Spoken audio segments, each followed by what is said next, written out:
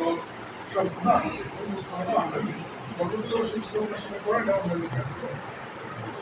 আমি বাংলাদেশের প্রথম radio RJ, radio 9.6 Islamic RJ আমরা ইন্ডিয়াতে ট্রেন কীভাবে কথা বলতে হয় ওই কথা শুরুদের উপরে কিছু কাজ করে শুরু হয়েছে।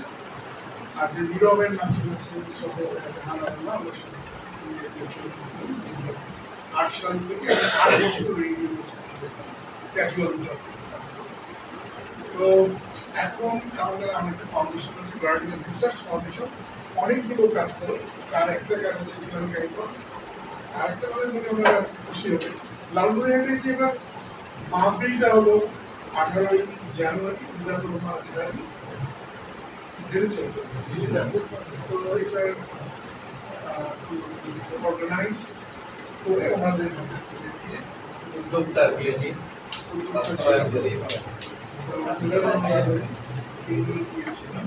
মানে আমি শুনে খুশি হবেন এগুলো আমরা রংপুর থেকে কেটে নিয়ে গেছি।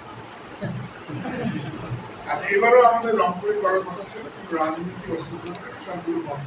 তবে আমি গত 16ই আগস্ট একটা প্রোগ্রাম করলাম আমার সভাপতি গার্ডিয়ান আয়োজন করেছিল, গার্ডিয়ানের চেয়ারম্যান। তো এটার মাধ্যমে বসুন্ধরা কনভেনশন আমরা বাংলাদেশের সবচেয়ে বড় হলে আমরা বাংলাদেশের সবচেয়ে most wanted corporate personality DIP CIP ওনাদেরকে নিয়ে আমরা এই প্রোগ্রামে করেছি। আমার 8টা বইয়ের পাণ্ডুলিপির মধ্যে 2টো বই প্রকাশ হয়েছে আর 6টা বই আমার প্রকাশের অপেক্ষায় আছে। এটা নিয়ে একটু আমি বলতে চাই, এটা নিয়ে একটা আমরা লালমনিরহাট জেলা কেন্দ্রিক প্রতিযোগিতার আয়োজন এবং কেউ যদি 10টা স্কুলের অর্থ মুখস্থ করতে পারে তাহলে এই বইটা আমি এটা অলমোস্ট 500 টাকা দাম এই বইটা। এটা এই বইটাকে যদি সে পড়ে তাহলে সে এই বই পড়ে যদি সে পরীক্ষায় আসে, প্রতিযোগিতায় আসে, তাহলে প্রথম পুরস্কার হবে 50,000 টাকা, দ্বিতীয় পুরস্কার 30, 20, 10 এগুলো করে লাখ 2 টাকার পুরস্কার আমরা দিব পুরো জেলাতে। কেমন হবে? ভালো হবে না? কেমন এই বইয়ে কি আছে? এই বই এমন সব বিষয় আছে আমাদের নাম রেখেছি একটা জিনিস আপনাদের ভালো লাগে, যারা এথিস্ট সংশয়বাদী অথবা নাস্তিক তারা তো অনেক সময় বলে গালাগালি করে সোশ্যাল মিডিয়ায়। আমি বলবো যে তারা তাদের জবাব আছে কিভাবে যে পৃথিবীর অমুসলিম চলে যায় রবীন্দ্রনাথ ঠাকুর, জওহরলাল নেহরু থেকে নিয়ে মহাত্মা গান্ধী থেকে তারা নবী মোহাম্মদ রাসূলুল্লাহ কি বলছে সেই কথাগুলো ইংরেজিতে বাংলায় এখানে আছে। রক্তপথের মক্কা বিষয় আছে, পৃথিবীর প্রথম লিখিত সংবিধান অধীনস্থ বিষয়গুলো আছে। তো এইগুলো বিষয় নিয়ে একটা কম্পিটিশন হতে থাকে। আমি আসলে হচ্ছে কথাগুলো একটা পরামর্শ দিতে চাই। আজকে আপনাদের দেখে এবং বসে সবার উৎসাহ জীবনে আমার এতটা ভালো লাগলো। আমি এই প্রতিষ্ঠানকে মিলে প্রথমত এই প্রতিষ্ঠানের আমি সদস্য হতে চাই। যদি যায় তাহলে বলবো চলে আমরা 1 মাসের মধ্যে একটা নৌবহরে যাই। তাহলে আর কি বন্দি করে ফেললাম, চারদিকে পানি যাবেন কোথায়?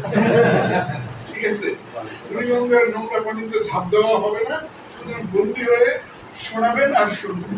সেখানে আমরা শামিলের গান আর বরকতুল্লাহর বক্তৃতা সবকিছু মিলিয়ে আমরা আরো লালমনিরহাটের যারা আছে সব খবরটা বলতে এখানে আনুমানিক 50-60 জন তো আছেই। প্রত্যেকে আমরা 5 জনকে সংগঠনের সমর্থক পর্যায়ে হইলেও বোধ হয় চলতে পারে, সেটা কোন ক্যাটাগরি আমরা থাকবো। তবে আমরা সারাদিন একেবারে ভোরবেলা ওখানে গিয়ে নাস্তা খাবো, অর্থাৎ স্টিমারেই নাস্তা খাবো। স্টিমারে নাস্তা খেয়ে ঘুরে টুরে একদম মাগরিব স্টিমারে পড়ে টুরে করে গধূলি রওনা দেখবো আমরা একেবারে নদীতে নাকি দেখে দেখে মজা টজা করে আমরা আসতে চাই। খুব বেশি খরচ হয় না, কিছু স্পন্সর নেওয়া যাবে আর কিছু কি বলে যে কিছু ইয়েও করা যেতে পারে। কেমন হয় আইডিয়া? ভালো বিশিষ্ট শিল্পপতি বন্ধুগুলো আছে, একাই ইচ্ছে করতে নিয়ে নিতে পারবে, দরকার নেই। আমরা সবাই মিলে করব, আমিও অংশগ্রহণ করবো। রাজি আছি তো ইনশাআল্লাহ।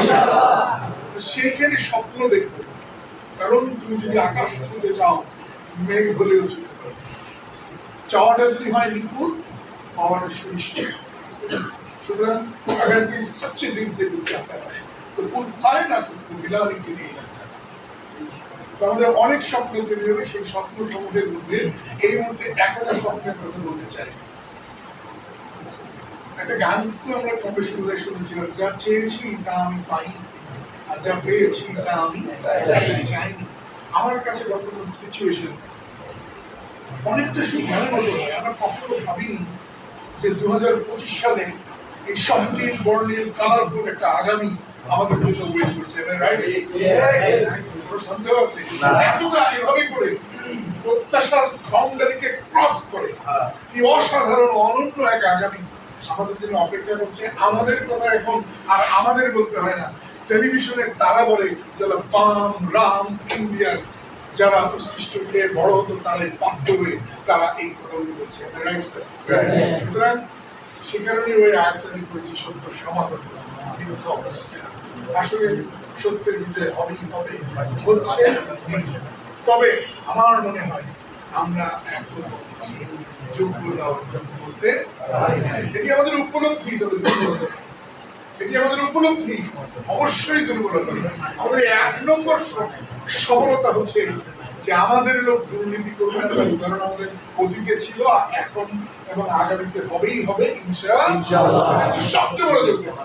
কিন্তু এটা মন খাটো করার কোনো কিছু নেই।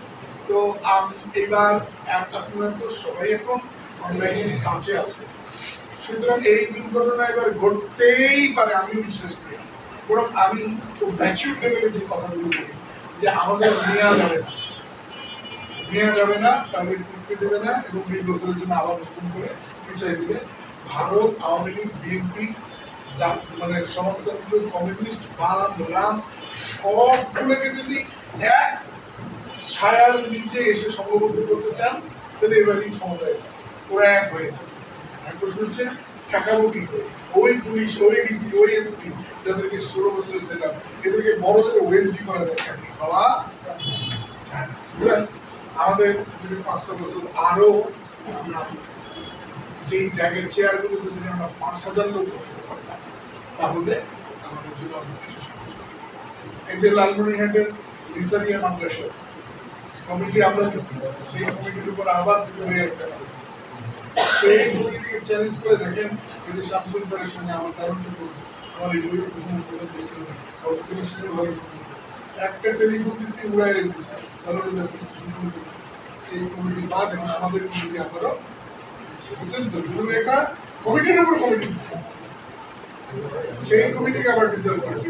এটার কারণ হচ্ছে যে আমাদের লোক থাকলে কি হয়, লোক থাকলে কাজ করে। আচ্ছা, একটা কথা বলে রাখি, তিস্তা থেকে বুড়িমারি পর্যন্ত মাদ্রাসা যত ঝামেলার কাজ আছে, যত রকম কাজ আছে যেটা ইসলামী আরবি বিশ্ববিদ্যালয়ের আন্ডারে করে, দয়া করে আমাকে একটা ফোন করবেন, ইনশাআল্লাহ আমরা এই প্রবলেম সলভ করে দিব। যদি সবাইকে আপনার কোনো রকম বৈষম্য বা ইন্ডাস্ট্রিতে শিকার বলে রাখলাম, এই জায়গাটা ব্যাপক কাজ করার সুযোগ আছে। আরেকটা হচ্ছে ইসলামী বিশ্ববিদ্যালয় কুষ্টিয়া, ডক্টর প্রফেসর নকিব মোহাম্মদ রাসূলুল্লাহ, যিনি আমার গার্ডিয়ান রিসার্চ ফাউন্ডেশনের ভাইস চেয়ার। তো ওরা মানে ইসলামী কুষ্টিয়ার ইসলামী বিশ্ববিদ্যালয়ের যদি কোনো নিয়োগ সংগ্রহ বা কোনো রকম কাজ থেকে একটু দয়া করে বলে শেষ করতে হবে। সর্বশেষ যে কথা বলছিলাম, আমাদের এখন সামনে নির্বাচন। এই নির্বাচনে এখন বিএনপির সবচেয়ে বড় যেই আশার আলোটা আমরা দেখতে পাই, সবচেয়ে বড় যে আশার আলোটা দেখতে পাই সেটি হচ্ছে সন্ত্রাসী কাণ্ডকারণের মধ্য দিয়ে, ব্যালট লুট করার মধ্য দিয়ে নিজেদের মার্কাকে নিজেদের জেলায় সুনিশ্চিত করা। এছাড়া আদর্শ তাদের রাজনৈতিক কোনো বয়ানই।